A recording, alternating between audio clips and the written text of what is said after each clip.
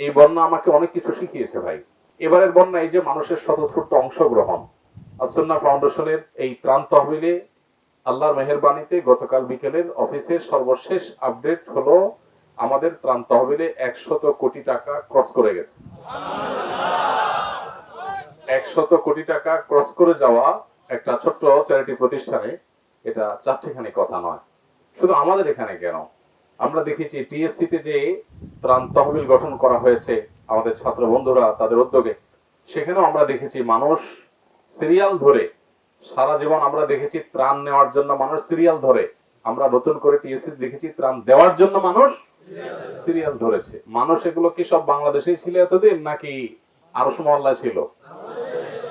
আরশ মহল্লায় ছিল না তো, বাংলাদেশেই ছিল এরা। তো হঠাৎ করে এই রূপ হওয়ার কারণটা কি? কারণ দুটি। একটি হলো যে যেই ভয়াবহ বন্যা হয়েছে এটা স্মরণকালের সবচেয়ে ভয়াবহ, মানুষের অনেক বেশি আবেগ সেখানে কাজ করেছে।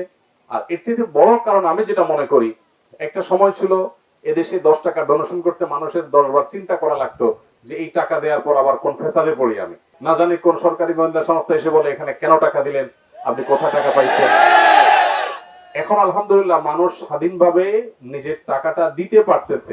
এখন এই ভয় মানুষের মধ্যে নাই যে আমি টাকা দিলে আমাকে আবার পরে এসে জবাবদিহি করবে যে আপনি অমুক হুজুরের টাকা দিলেন কেন, সব জায়গায় দেন, হুজুরদের কাছে কেন গেলেন। আমরা এই জন্য বলি এদেশের সবচেয়ে বেশি বাস্তবিক অর্থে সংখ্যালঘু যারা, তাদের মধ্যে হুজুর শ্রেণী অন্যতম। কারণ আপনার সবকিছু আছে, কোনো অসুবিধা নেই, কিন্তু দায়টা থাকলে দেখবেন সমস্যা। আপনার টুপিটা থাকলে দেখবেন আপনি কোনো জায়গায় অ্যাক্সেস পাচ্ছেন না। আমার অন্য বোনরা সবাই সুযোগ পাচ্ছেন, সেজন্য কোনো দুঃখ নাই, বরং আমরা খুশি। কিন্তু আমাদের কোন বোন যখন হিজাব পরে যাচ্ছেন কলেজ ইউনিভার্সিটিতে, তখন তাদেরকে নানা রকম হ্যারাসমেন্ট করা হয়। তাহলে এই দেশে প্রকৃত সংখ্যালঘু হলো দাড়ি টুপিওয়ালা, হেজাবরা, হেজাবধারী মানুষেরা এবং হুজুর শ্রেণীর মানুষেরা। তো এই যে পরিস্থিতি ছিল, এই পরিস্থিতির কিছুটা হলেও পরিবর্তন হয়েছে, যে যদিও এখনো অনেকখানি বাকি। আলেম ওলামা, হুজুর শ্রেণীর মানুষ, তাদের অনেক কাজ এদেশের একটা বড় শ্রেণীর মানুষ তারা দেখে না, অন্ধের মতো থাকে। এদের এই মানসিকতার কারণে, তাদের প্রবণতার কারণে তারাই আদর্শিকভাবে দেউলিয়া হয়ে যাচ্ছে। এরা যে আসলে নির্দিষ্ট এজেন্ডা বাস্তবায়ন করছে এটা দিনের আলো মতো পরিষ্কার। কেউ কেউ গণমাধ্যমের রূপ ধারণ করেছে, এরা আসলে গণমাধ্যম না, এরা গণশত্রু। কারণ তারা আসলে জনগণের প্রকৃত রূপ তুলে ধরে না। তারা তাদের পছন্দ অনুযায়ী যেটুকু মানুষকে দেখাইলে তাদের স্বার্থ হাসিল হবে, তারা বিদেশি বিভিন্ন ফান্ড, বিভিন্ন এজেন্ডাধারীদের বিভিন্ন তহবিল যাদের কাছ থেকে নিয়েছে সেটা হালাল করার জন্য যেটুকু দেখানো লাগে ততটুকু তারা দেখায়। কিন্তু আমাদের এতে কিছু আসে যায় না আলহামদুলিল্লাহ। আমরা কে কি দেখাইলো কে কি দেখাইলো না, এটাতে আমাদের কিছুই আসে যায় না। এদেশে কোনো বড় মাহফিল হলে সেখানে লক্ষ লক্ষ মানুষ স্বতঃস্ফূর্ত ভাবে অংশগ্রহণ করে, নিজের ঘাম শ্রম দিয়ে তারা খুঁটি গাড়ে, প্যান্ডেলে কাজ করে, আবার নিজের পকেটের টাকা দিয়ে ভাড়া দিয়ে আসে, ওয়াজ শুনে যাওয়ার সময় আবার খরচের টাকা দিয়ে চলে যায়। প্রকৃত স্বতঃস্ফূর্ত গণসমাবেশ বলতে যদি কিন্তু বোঝায় যে সে, তাহলে সেই প্রকৃত গণসমাবেশ হলো ওয়াজ মাহফিল গুলো। এর চাইতে স্বতঃস্ফূর্ত ভাবে অংশগ্রহণ, রাজনৈতিক সভা সমিতিতে আমরা জানি টাকা পয়সা দিয়ে বিরিয়ানি প্যাকেট দিয়ে মানুষকে নিতে পারে না। আর এখানে মানুষ নিজের গরজে আসে, নিজের খরচে আসে, নিজে কাজ করে আবার টাকা দিয়ে তারপরে চলে যায়। এরকম গণমানুষের প্রোগ্রাম গুলো আমরা অনেক মিডিয়াতে আলহামদুলিল্লাহ নিউজ হয়, কিন্তু এক শ্রেণী মিডিয়া আছে যারা আমরা দেখেছি এগুলোকে তারা দেখেই না মনে হয়। আমার কথা হলো এটা একটা নিউজ কিনা, যে এতগুলো মানুষ একত্র হয়েছে, এরা তো বাংলাদেশের মানুষ, এরা তো পাকিস্তানি না, এটা তো ইন্ডিয়ান না। অতএব এই মানুষগুলো একত্র হয়েছে, এটা একটা নিউজ। অতএব এই নিউজটা কেন উঠে আসছে না? একটা কনসার্ট হলে সেখানে সেটা নিউজটা খুব সুন্দর করে গুরুত্বের সাথে আপনি দেন, ঠিক আছে, ওটা একটা নিউজ সেই হিসেবে দিয়েছেন, কনসার্ট হয়েছে, এত মানুষ অংশগ্রহণ করেছে। বাট একটা মাহফিল হলে সেখানে যে দ্বিগুণ মানুষ হয়, সেটা নিউজ যে আসে না, তাহলে বুঝতে হবে যে এখানে পক্ষপাতমূলক দৃষ্টান্ত এখানে আমরা পাচ্ছি। বৈষম্য বিরোধী যে আন্দোলন হয়েছে আমরা দেখতে পাচ্ছি বড় বৈষম্য এখানেই আছে। অতএব এই বৈষম্য আমাদের সমাজে দূর হওয়া দরকার। যাই হোক, আপনারা যারা এখানে শ্রম দিতে এসেছেন, এখানে বিভিন্ন শ্রেণী পেশা মানুষ আছেন, কলেজ ইউনিভার্সিটি স্টুডেন্ট আছেন, টিচার আছেন, পেশাজীবী আছেন, ব্যবসায়ী আছেন, অনেক সাধারণ শ্রমিক ভাইরা আছেন, মাদ্রাসা শিক্ষার্থীরা আছেন। আপনাদের সকলকে আমরা বলবো যে আপনাদের কাজটা হবে আল্লাহকে সন্তুষ্ট করার জন্য। আপনারা আপনাদের কাজে অগ্রগামী থাকবেন এবং আপনারা আপনাদের কাজ ধরে রাখার চেষ্টা করবেন। যে এখানে শুধু নয়, আল্লাহ আপনাকে যতদিন বাঁচিয়ে রাখে, মনে রাখবেন আহাব্বুন নাসি ইলাল্লাহি আনফাহুম লিন-নাস। আল্লাহর কাছে সবচেয়ে প্রিয় মানুষ হলেন ওই মানুষ যে মানুষ সবচেয়ে বেশি পরোপকারী হয়। একজন বৃদ্ধ মানুষ, তিনি বোঝা মাথায় করে নিয়ে যাচ্ছেন, আপনি তার বোঝাটা একটু নিয়ে দিবেন। একটা জায়গায় সবাই সিরিয়াল ধরেছে, আপনি একজন অসুস্থ মানুষকে প্রায়োরিটি দিয়ে দিবেন। আপনি ঠেলাঠেলি চলছে কোনো জায়গায়, আপনি নিজে যদি সম্ভব হয় নিজের অধিকারটা আরেকজনকে দিয়ে দিবেন। এভাবে মানুষের কল্যাণ করার আমরা চেষ্টা করবো। আমাদের সমাজে যে সমস্যাগুলো আছে তার মধ্যে একটা হলো যে স্বার্থপরতা। আমি একটা কথা সবসময় বলি, কোন স্বার্থান্ধ মানুষ ভালো মুসলমান হতে পারে না। ভালো মুসলমান হতে হলে আপনার স্বার্থকে জবাই করা শিখতে হবে, নিজের স্বার্থকে ছোট করে দেখা শিখতে হবে। বেশিরভাগ মানুষ দেখবেন, চাচা আপনার জান বাঁচা, নিজে মা বাঁচলে বাপের নাম। বাংলা একটা প্রবাদ আছে না, নিজে বাঁচলে, এটা একটা নিকৃষ্ট স্লোগান, এটা কোনো ভালো স্লোগান হতে পারে না। আমি বাঁচলে তারপরে বাপের নাম, তার মানে হলো স্বার্থপর মানুষের কথা। ইসলাম সেটা বলে না। ইসলাম বলে যে আমি প্রয়োজনে শেষ হয়ে যাব, কিন্তু আয়োজনটাকে আমি প্রায়োরিটি দিব। আমরা যখন রাস্তাঘাটে চলাচল করি, বিভিন্ন কাজ কাম করি, আমাদের এরকম অনেক ইস্যু আসে যে ইস্যুগুলোতে আমাদের নিজেদেরকে ত্যাগ করে, নিজেদেরকে স্যাক্রিফাইস করে অন্যদেরকে প্রায়োরিটি দেওয়ার প্রশ্ন আসে। সেখানে আমাদের আসল ইমানদারিতার পরিচয় দেখা দিবে। মনে রাখবেন, দাড়ি টুপি রাখা, জুব্বা গায়ে দেওয়া, তাসবিহ তাহলিল করা, অনেক নেক কাজ করা অনেক সহজ, কিন্তু এরকম কঠিন পরিস্থিতিতে, কঠিন সিচুয়েশনে নিজেকে দমন করে রেখে অন্যের চাহিদাটাকে প্রায়োরিটি দিয়ে, অগ্রাধিকার দিয়ে নিজেকে পেছনে ফেলে রাখা, এটা কিন্তু কঠিন কাজ। এই জন্য আজকে আসুন্নাহ ফাউন্ডেশনের ত্রাণ তৎপরতায় আপনারা অংশগ্রহণ করেছেন। আপনাদেরকে আমরা বলতে চাই, জীবনের তরে এটা পণ করে নেন, আপনি স্বার্থপর হবেন না। সবাই আপনাকে বলবে, আরে বেকুব কিসিমের মানুষ, কিছুই বোঝে না, সবসময় পিছিয়ে পড়ে থাকে, ঠেলাঠেলি চলছে, সবাই উঠে গেছে, সে উঠতে পারে নাই। আপনি এরকম বেকুব হওয়ার চেষ্টা করেন, দুনিয়ার এই বেকুব, তথাকথিত বেকুব লকব পাওয়া মানুষগুলো আল্লাহর কাছে অনেক বেশি বুদ্ধিমান ইনশাআল্লাহ।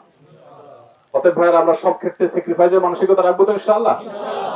আপনি দেখবেন আমাদের সমাজে প্রত্যেকটা ক্ষেত্রে আমরা সেলফিস্টের পরিচয় দেই। আপনি যখন রিকশায় যাবেন, পাশ দিয়ে একটা প্রাইভেট কার যখন গতির সাথে যাবে আর পানির ছিটা এসে আপনার রিকশায় উঠবে, আপনার গায়ে লাগবে, তখন আপনার মেজাজ মর্জি সব গরম হয়ে যাবে। আপনি বলবেন যে কত অমানুষ, যে আশেপাশে রিকশা দিয়ে মানুষ যাচ্ছে এটা খেয়াল করে নেন। আবার সেই আপনি যখন কোনো প্রাইভেট কারে চড়বেন, তখন আপনি রিকশা গাড়িওয়ালাকে বলবেন, তাড়াতাড়ি টানো ভাই, জলদি চলো। তখন আপনি দেখবেন না কার গায়ে পানি পড়লো কি পড়লো না। আপনি যখন কোনো বাসে উঠবেন, আপনাকে যেতে হবে দূরে কোথাও, তখন বাসওয়ালা যদি আপনার জোরে জোরে টেনে 2-4টা বাসকে পিছনে ফেলে দিয়ে সবগুলাকে ওভারটেক করে সে চলে যায়, আপনি বলেন মাশাআল্লাহ ড্রাইভার সাহেব, সেই ড্রাইভার আপনি, মাশাআল্লাহ মারহাবা। আবার সেই আপনি যখন আরেকটা গাড়িতে থাকেন আর একটা বাস সেটা আপনার গাড়িটাকে চাপ দিয়ে চলে যায়, আপনাকে কোনোভাবে কোণঠাসা করে ফেলে, তখন আপনি বলেন কত বড় ডাকাত অমানুষ ড্রাইভারটা, দেখছেন। অর্থাৎ নিজের বেলায় আপনি 16 আনা বোঝেন, অন্যের বেলায় একানাও। আপনি বলছি, এটা আমাদের কমন একটা সমস্যা। এই জায়গাগুলোতে আমাদেরকে মানুষ হতে হবে। মনে রাখবেন, ভালো মানুষ হওয়া ছাড়া ভালো মুসলমান হওয়া যায় না। কোনদিন ভালো মানুষ না হলে ভালো মুসলমান হতে, আপনার আচরণ হবে সুন্দর, আপনার মুখ দিয়ে গালমন্দ বের হবে না, আপনি কারোর ক্ষতি করবেন না, আপনি মানুষের উপকার করবেন। মানুষ তো মানুষ, আপনি প্রাণীর উপকার করবেন, আপনি কারোর কোনো কষ্টের কারণ হবেন না, কোন জায়গায় আপনার কারণে কোনো অসুবিধা তৈরি হবে না। আপনি চিপসটাকে ঠোঙাটা রাস্তা ফেলে দিবেন না, কারণ এটা গিয়ে জলাবদ্ধতা তৈরি করতে পারে কোনো জায়গায়। আপনি ডাব খেয়ে মালাটা যেখানে সেখানে ছুঁড়ে ফেলে দিবেন না, আপনি টিস্যুটা মোছার পর যেখানে সেখানে ছুঁড়ে ফেলে দিবেন না, আপনি এগুলো যথাস্থানে ফেলে দিবেন। আপনি দৌড় ধরলে বহু দৌড় ধরতে পারবেন, কোথায় ফেলবে এগুলো ভাই? আমাদের সিটি কর্পোরেশনে কি এরকম ফেলার মতো কোনো জায়গা আছে? আপনি থাইল্যান্ডে যান, ব্যাংককে যান, সৌদি আরব যান, 10 হাত দূরে দূরে বক্স আছে, আমাদের দেশে কিচ্ছু নাই। সেগুলো হিরোন ছিঁড়ে নিয়ে যায়, 2-4টা থাকলে আমরা কোথায় ফেলবো? অভিযোগ এরকম বহুত দেওয়া যায়। আপনি চাইলে এগুলো পকেটে রেখে যেতে পারেন, হাতে রেখে যেতে পারেন, 5 মিনিট পরে কোনো জায়গায় কোনো বিল পাবেন, সেখানে ফেলে দিতে পারেন। দেখুন ভাইরা, এই জায়গাগুলোতে আমরা যদি ফোকাস না করতে পারি, আমরা সবাই নতুন বাংলাদেশ চাই। নতুন বাংলাদেশ তো হঠাৎ করে কোনো দোয়া পড়ে, মন্ত্র পড়ে ভু দিবেন আর বাংলাদেশ চেঞ্জ হয়ে যাবে, এটা হবে না। আমাদের সবাইকে পরিবর্তন হতে হবে। আমরা সবাই পরিবর্তন হবো তো ইনশাআল্লাহ। কোথাও মামু আছে, খালু আছে, হাই হ্যালো আছে, সেজন্য আমি ওই চান্সে আমার যে কাজটা করতে অনেক কষ্ট করতে হবে, সেটা আমি একটু মামু খালু দিয়ে, একটু টাকা পয়সা দিয়ে একটু শর্টকাটে সেরে ফেললাম। হালাল না হারাম? কিন্তু এই হারামকে আমাদের হারাম মনে হয় না। আমরা জেনা করা হারাম জানি, মানুষ হত্যা করা হারাম জানি, মদ খাওয়া হারাম জানি, কিন্তু আমরা রাষ্ট্রীয় কোনো কাজে, সরকারি বা বেসরকারি কোনো কাজে আমরা যখন সিরিয়াল ব্রেক করি, আমরা যখন সিস্টেম ব্রেক করি, আমরা যখন বিশেষ সুবিধা নিতে যাই, আমরা যখন অবৈধ সুবিধা নিতে যাই, আমরা যখন টাকা পয়সা দিয়ে শর্টকাট ওয়েতে একটা পাসপোর্ট আপনার নরমাল ওয়েতে ধরুন এতদিন লাগবে, আপনি বলতেছেন ভাই এটা টাকা পয়সা দিব, বিশেষভাবে একটু দেখেন না কিছু করা যায় কিনা। আপনার হয়তো সিরিয়াল ধরে জমা দিতে হবে, আপনি বলছেন ভাই সিরিয়াল দেওয়াটা তো ঝামেলা, 500-1000 দিলাম, আমার সিরিয়াল ছাড়া করে দেন। এগুলো অনেক দিনদার মানুষও করে কি করি না আমরা? এই কাজগুলো হালাল না হারাম? মনে রাখবেন, আপনি সিরিয়াল ধরে 1 ঘন্টা দাঁড়া থাকেন তাও ভালো। আমাকে এখন আপনারা বলতে পারেন যে হুজুর আপনি কি করেন সেটা বলেন, লম্বা লম্বা ওয়াজ করেন, আপনি কি সিরিয়াল ধরেন কিনা? আমি সব জায়গায় সিরিয়াল ধরার চেষ্টা করি। এয়ারপোর্টে ঢোকার সময় যখন সিরিয়াল ধরি, কিছু লোকজন চলে আসেন নিরাপত্তা রক্ষীরা, ওনারা বলছেন যে ভাই আপনি সিরিয়াল ছাড়া যাবেন। আমরা কেন সিরিয়াল ছাড়া যাবো ভাই? আমি কয়েকবার জিজ্ঞেস করছি, তো বললো যে আপনার নিরাপত্তার জন্য আপনি শুধু না, এই টাইপের আমাদের দায়িত্ব একটা ফোর্স আছে আমাদের খেয়াল করি আমরা কারা কারা আছেন যাদের বাহিরে বেশি সময় দাঁড়ায় থাকলে পাবলিকের মধ্যে কোনো সমস্যা হতে পারে, ঝামেলা হতে পারে, নিরাপত্তা না হোক, উটকো যে হ্যাসেল হবে, ভিড় হবে, আমাদের অসুবিধা তৈরি হবে, এই মানুষগুলোকে আলাদা ঢুকায় ফেলা, এটা আমাদের প্রয়োজনে আমরা করি, আপনার প্রয়োজনে। তাহলে ঠিক আছে, তখন আমি চলে যাই। কিন্তু চেষ্টা করি পারতপক্ষে এই জাতীয় মানে সুবিধাগুলো যেন না নেওয়া লাগে। তারপরে দিন শেষে আমিও তো আপনাদেরই একজন, আমি তো ফেরেশতা না। আল্লাহ তাআলা আমাকে আপনাকে আমাদের সবাইকে সংশোধন হওয়ার তৌফিক দান করুন। নতুন বাংলাদেশ গড়বার জন্য আমাদেরকে নতুন করে ভাবতে হবে, নিজেদেরকে পরিবর্তন করতে হবে। তবে ইন্টারেস্টিং বিষয় হলো, আমরা যারা মুসলমান, এখানে অনেক হিন্দু ভাইরা আছেন, তাদের কথা আমরা বাদ রেখে আমাদের কথা আমরা বলছি যে মুসলমান যারা আমরা নিজেদেরকে দাবি করছি, আলহামদুলিল্লাহ আমাদেরকে নতুন বাংলাদেশ গড়ার জন্য নতুন করে না ভাবলেও চলবে, পুরান করে ভাবলেই হবে, অর্থাৎ কোরআন হাদিসেরটাতে গেলেই হবে। ঠিক না বেঠিক বলেন? কোরআন হাদিসের মধ্যে সবকিছু আছে না নাই? শুধু দরকার হলো যেটা কেতাবে আছে সেটা আমলে আসা, যেটা কেতাবে আসে সেটা। অতএব রাস্তাঘাটে, চলাচলে, কর্মস্থলে, শিক্ষাঙ্গনে, সব জায়গায় আমরা দায়িত্বশীল আচরণ করব, শৃঙ্খলা মেনটেন করব। যেখানে সিরিয়াল আছে সেখানে সিরিয়াল ব্রেক করব না, সিরিয়াল দাঁড়িয়ে থাকবো, প্রত্যেকটা কাজে আমরা সুশৃঙ্খল থাকবো। এই যে এখানে আপনারা ত্রাণের কাজ করতে আসছেন, মনে করেন আমি কোন মিডিয়া আসছে, তাদের সাথে কথা বলতেছি, অথবা আমাদের কোনো ভাইকে কোনো গাইড দিচ্ছি, এখন আপনারা যে কাজটা ফেলে এসে আমার সাথে ভিড় করেন, তাহলে এটা কি শৃঙ্খলা হবে না বিশৃঙ্খল হবে? তাহলে এটা করলে কি সওয়াব হবে নাকি গুনাহ হবে?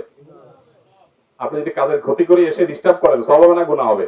ওয়াজের জায়গায় নারায়ে তাকবীর, সুবহানাল্লাহ, আলহামদুলিল্লাহ, ঠিক, ইনশাআল্লাহ, এগুলো বলার লোকের অভাব নাই, কিন্তু বাস্তবিক লোকের বড়। আচ্ছা, এখন আপনারা কতটা আমল করছেন? ইনশাআল্লাহ জুমার পর থেকে আজকে বিকেল সন্ধ্যা পর্যন্ত এখানে দেখা যাবে কি অবস্থা হয়। আল্লাহ তাআলা আমাদের সবাইকে আমলের তৌফিক দান করুন। সিরিয়াসলি বলছি, আসলে আমরা সংশোধন হয়ে যাই। আপনি মুসাফা করতে চান আমার সাথে, বা কোনো মেহমান আসছেন তার সাথে দেখা করতে চান, মনে রাখবেন আপনি আপনার কাজে থাকেন, সুযোগ আপনি নিয়েন, সমস্যা নেই, কিন্তু কাজ ফেলে দিয়ে বা ডিস্টার্ব করে যদি আপনি করতে যান, তাহলে আপনার এই আবেগ, এটার নাম দিন না। আবেগ এটাকে চরিতার্থ করার নাম ইসলাম না। ইসলাম হলো কোরআন এবং সুন্নাহকে ফলো করার নাম। আমার আবেগকে যদি আমি পুজো করি বা আবেগের কথা মতো আমি চলি, তাহলে অনেক ক্ষেত্রে দিন থেকে আমাকে বের হয়ে যেতে হবে, মনে রাখবেন। এই জন্য আবেগকে প্রশ্রয় দিবেন না, সবসময় নিয়ন্ত্রণ করবেন বেশিরভাগ সময়। আমি সবসময় যারা কাজ করে দেখি, খুব স্বাভাবিকভাবে তাদের জন্য দিল থেকে দোয়া আসে। আল্লাহ এদের জীবনে এক একজনকে এক একটা সুন্নাহ ফাউন্ডেশন বানানোর তৌফিক দিও। আমি আশা করবো যে আপনারা বিষয়গুলোতে সহযোগিতা করবেন। শুধু এগুলোই নয়, মনে রাখবেন সারা জীবন মানুষের উপকার করবেন, শৃঙ্খলায় থাকবেন, এটাই ইসলাম। আমরা যারা নিজেদেরকে মুসলমান দাবি করছি, আমরা যারা ইসলাম প্র্যাকটিস করার চেষ্টা করছি, আমাদের আচার আচরণটা ইটসেলফ একটা দাওয়া। আমরা যখন সুশৃঙ্খল থাকবো, সুন্দর থাকবো, কথা মেনে চলবো, কোনো ক্ষেত্রে নিয়মের ব্যত্যয় করব না, তখন এটা দেখে অন্যরা শিখবে যে মানুষ যখন দিনদার হয় তখন তার দ্বারা দেশ দশ সবাই উপকৃত হয়। আর যখন মানুষ বদ্দিন হয় তাকে মানুষ এলোমেলো করে। আমাদের অনেক সুনাম আছে দিনদারদের, এর ভিতরে একটা সুনাম হলো আলহামদুলিল্লাহ মানুষ জানে বেশিরভাগ দিনদার মানুষ 2 নম্বরই করে না। এই জন্য দাড়ি টুপি পরা কোনো মানুষ যদি দুর্নীতি করে, পত্রিকাগুলো খুব বড় করে দেখায়, কারণ আরে এটা তো অসম্ভব, কেমনে হলো? দাড়ি টুপি ওয়ালা মানুষ যদি দুর্নীতি ধরা পড়ে, মিডিয়া একটু বেশি কভারেজ হয় না? কেন হয়? এই জন্য হয় যে এটা তো হওয়ার কথা না, দাড়ি টুপি ওয়ালা এটা করে না সাধারণত, এটা ব্যতিক্রম কিভাবে হলো, এই জন্য সবাই আগ্রহী হয়ে পড়ে। এটাই ইটসেলফ একটা প্রমাণ যে আসলে দিনদাররা আলহামদুলিল্লাহ এদেশে সব বেশিরভাগ। কিছু মানুষ দিনদারের রূপ ধারণ করে বদ্দিন হচ্ছে, সেটা তো আছেই। কারণ ওই যে আমি সবসময় বলি যে 500 টাকার নোটের 1000 টাকার নোটের নকল হয়, 10 টাকার নোটে কিন্তু কি হয় না? কেন নকল হয় না? 10 টাকার বিল আছে, 1000 টাকার দাম আছে দেখি সেটা কি হয়? দায় টুপির দাম আছে দেখে দায় টুপি লাগাইয়া মানুষ 2 নম্বরই করে, কারণ ওটার দাম আছে সেজন্য। তো এই জন্য দায় টুপিওয়ালা বা দিনদারদের আরেকটা দায়িত্ব হলো তারা সুশৃঙ্খল হবেন, দায়িত্বশীল হবেন, তারা নিয়ম শৃঙ্খলা মেনে চলবেন, কোনো ক্ষেত্রে নিয়মের ব্যত্যয় করবেন না। সমাজের যে কোনো বিপদে সবার আগে আমরা ঝাঁপিয়ে পড়বো ইনশাআল্লাহ। সবচেয়ে বেশি আত্মত্যাগ আমরা করবো ইনশাআল্লাহ। আপনার মসজিদ এলাকাতে আপনারা যুবকরা 5 জন 10 জন মিলে কয়েকটা সারের বস্তা নিয়ে সপ্তাহে 2 দিন করে পরিচ্ছন্নতা অভিযান চালাবেন। রাস্তাঘাটে মসজিদের আশেপাশে যা আছে সব পরিষ্কার করবেন, কোনো টাকা পয়সা লাগবে? আপনারা অনেকে বলেন ভাই আপনার মতো একটা ফাউন্ডেশন দিতে চাই, আপনি তো কোটি কোটি টাকা পান, মানুষ দেয়, আমাদেরকে পাওয়ার একটা বুদ্ধি শিখিয়ে দেন। আমাকে অনেক যুবকরা বলে, আমি বলি শুনেন, চ্যারিটি কাজের জন্য টাকার প্রয়োজন হয় না, চ্যারিটি কাজের জন্য প্রয়োজন হয় মানসিকতা। আপনার যে কাজ টাকার উপর নির্ভরশীল না সেই কাজটা করেন আপনি। আপনি যখন আপনার সাধ্যের টুকু করবেন, আল্লাহ তাআলা আপনাকে বাকিটা ব্যবস্থা করে দিবেন। আমরা আজকে এই পর্যায়ে এসেছি, অথচ 2006 বা 2007 সনে যখন সিডর হয়েছে সেই সময় আমি আমার মণিপুরে যখন মসজিদ এলাকার মুসল্লিদের থেকে পুরাতন কাপড় চোপড় নিয়ে আমরা সেই এলাকায় চলে গিয়েছি। যখন কিছুই ছিল না তখন শারীরিকভাবে নেমে পড়েছে, যদ্দূর পারছি করেছি। আপনাদেরকে আমি বলতে চাই, যুবক ভাইদেরকে, এলাকাতে মসজিদে আপনারা পরিচ্ছন্নতা অভিযান এলাকাতে চালান, কোরবানিকে কেন্দ্র করে পরিচ্ছন্নতা অভিযান চালান, বিভিন্ন রকমের উদ্যোগ নেন যাতে কোনো মানুষের কষ্ট দিতে না পারে। এই যে বিশেষ করে চাঁদাবাজির যে করাল গ্রাসে গোটা দেশ আমাদের সবাই বন্দী হয়ে আছে, এখন সময় হয়েছে সবাইকে ঐক্যবদ্ধ হয়ে এই সমস্ত দুর্নীতিবাজদের বিরুদ্ধে রুখে দাঁড়ানো। আমরা আর ত্রাণ তৎপরতা বাড়ানো লাগুক সেটা আমরা চাই না। আমরা চাই বাংলাদেশে বন্যার জন্য কোনো ত্রাণ দেওয়ার প্রয়োজন না হোক। প্রতি বছর আমরা এইভাবে হিউজ পরিমাণে অনেক বড় স্কেলে ত্রাণ তৎপরতা চালাতে চাই না। আমরা চাই না এটা প্রয়োজন হোক। আমরা চাই বন্যা যেন, এই বন্যার প্রকোপ, এই পরিস্থিতি যেন কমে আসে। এটার জন্য আমাদের অনেক কাজ করতে হবে। আসন্না ফাউন্ডেশন থেকে আমরা এই বছর পরিকল্পনা করছি, জানি না কতটুকু করতে পারবো, তো আমরা নিয়ত করেছি যে আল্লাহ যদি তৌফিক দান করে বন্যা শেষে বন্যার প্রকোপ যেন কমে সেজন্য আমরা অনেকগুলো উদ্যোগ নেব। যেমন আপনারা জানেন আমাদের দেশে যে খালগুলো আছে, এসব খালগুলো সব এলাকার বিভিন্ন প্রভাবশালী রাজনৈতিক অরাজনৈতিক নেতৃবৃন্দ অনেকেই সেটাকে দখল করে আছে না নাই বলেন? এই যে এলাকাতে এখন ত্রাণ তৎপরতা আমরা চালাচ্ছি, ফেনীতে, নোয়াখালীতে, এখানে খাল আছে, চমুয়ানীতে বিশাল বড় খাল, একেবারে লক্ষ্মীপুর পর্যন্ত রাস্তার ধার দিয়ে বিশাল বড় খাল গেছে। এই খাল একটা খালও এগুলোর নাব্যতা নাই, এগুলোর আপনার ড্রেজিং করা হয় না, এগুলো পরিচ্ছন্নতা করা হয় না, এগুলো অলমোস্ট ভরাট হয়ে গেছে। যার কারণে এই যে বন্যার পানি এগুলো নামার কোনো জায়গা নেই। যদি খালগুলো খনন করা হতো, এগুলোর সাথে নদীর সাথে কানেকশন আছে, তাহলে পানিগুলো নামতে পারতো। তো আমাদেরকে সেই কাজগুলোতে মনোযোগী হইতে হবে। এবং যারা এই খাল দখল করে তারা ব্যবসা প্রতিষ্ঠান গড়ে তুলেছে, চাঁদাবাজরা যারা এখানে নানা রকমের সুযোগ সুবিধা নিয়েছে রাষ্ট্রের সম্পদ দখল করে, এদের বিরুদ্ধে আমাদেরকে উচ্ছেদ অভিযান চালাতে হবে। আমরা এইসব খাল পরিষ্কার করতে চাই, কিন্তু সেগুলোর জন্য এই সমস্ত মাস্তানদের মাস্তানি থামাতে হবে। সর্বস্তরের মানুষকে সেজন্য কাজ করতে হবে। আমার খোলাসা কথা হলো, আমরা যারা নিজেদেরকে দিনদার মনে করি বা দিনদারিতার চর্চা করার চেষ্টা করি, আমাদের সর্বস্তরের মানুষের সকল কল্যাণ কাজে সামনের সারিতে থাকতে হবে ইনশাআল্লাহ। সবাই প্রস্তুত আছেন ইনশাআল্লাহ? জাযাকুমুল্লাহ খাইর। আল্লাহ আমাদের সবাইকে সে তৌফিক দান করুন। আসুন্নাহ ফাউন্ডেশন, উম্মার স্বার্থে সুন্নাহর সাথে।